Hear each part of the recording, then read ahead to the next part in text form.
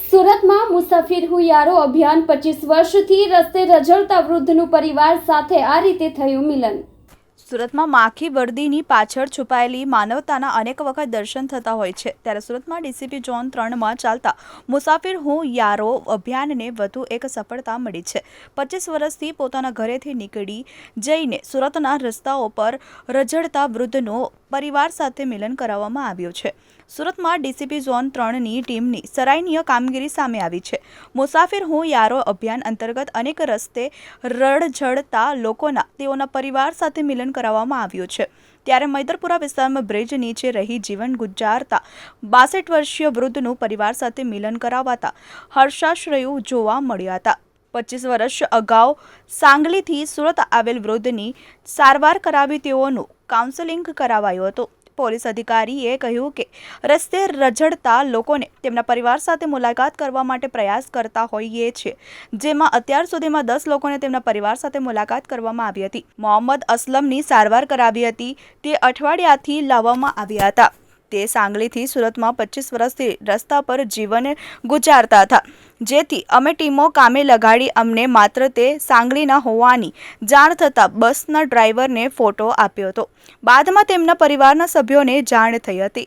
25 વર્ષ બાદ કર્ણાટક રહેતો દીકરો આવ્યો હતો અને પરિવારનું મિલન થતાં અમે ખુશ છીએ। आप लोग जानो છો તેમ સુરત શહેરમાં ઝોન 3ની ટીમ દ્વારા એક અભિયાન અમે સ્ટાર્ટ કર્યું હતું, જેનું નામ રાખેલું હતું મુસાફિર હું યારો। જેમાં જે અમારા વિસ્તાર જે ઝોન 3 વિસ્તારમાં રેલવે સ્ટેશન અને બસ સ્ટેશન આવેલું છે, તો અહીંયા રસ્તે રઝળતા ઘણા બધા માણસો ધ્યાનમાં આવતા હોય છે।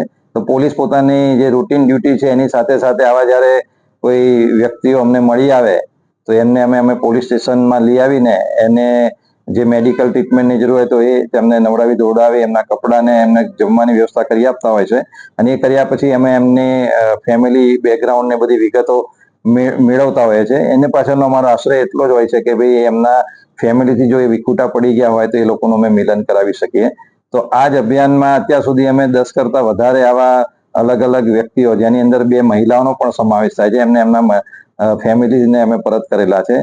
પરંતુ આજે એક કિસ્સો એવો બનેલો છે જેની અંદર મોહમ્મદ ઇલ્હમ મુલ્લા, જેમની ઉંમર 62 વર્ષ છે, અને અમને માહિતી મળેલી હતી કે બ્રિજની નીચે ઘણા વખતથી એમણે રસ્તે રખડે છે અને એમની તબિયત પણ ખરાબ છે, લાકડીના સહારે ચાલતા હતા। તો અમારી પોલીસની ટીમ એમને 1 વીક પહેલા પોલીસ સ્ટેશન લઈ આવી હતી અને એમને સારવાર કરાવી, એમને નવડાવી દોડાવીને સ્વચ્છ કપડાં પહેરાવ્યા અને એમનું કાઉન્સેલિંગ કરતા જાણવામાં આવેલું કે આજથી 25 વર્ષ પહેલા તેઓ સાંગલીથી સુરત આવેલા હતા અને 25 વર્ષથી અહીંયા સુરત ખાતે એ આવી રીતે રસ્તા ઉપર પોતાનું જીવન ગુજારતા હતા।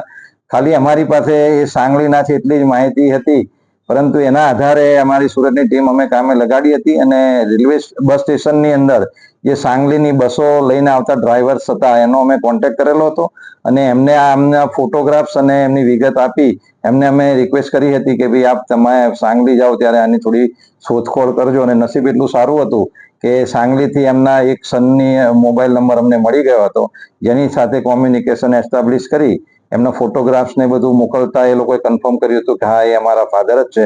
અને એમનો ફેમિલીનો કોન્ટેક્ટ થતા આજે એમનો દીકરો જે કર્ણાટક રહે છે, તો કર્ણાટકથી એમનો એક દીકરો આજે એમને લેવા માટે આવેલો છે અને આજે 25 વર્ષ પછી ફાધર અને પુત્રનું મિલન કરેલું છે અને બધા અત્યારે ખુશ થઈને એમના પોતાના પરિવારનું મિલન કરી પોતાના પરિવાર પાસે મોહમ્મદ ઇલ્હિમ જશે। એટલે પોલીસનો અમે ખૂબ જ અમે આજ આનંદિત છીએ કે ભાઈ આજે એક પરિવારને અમે મિલન કરાવી શક્યા।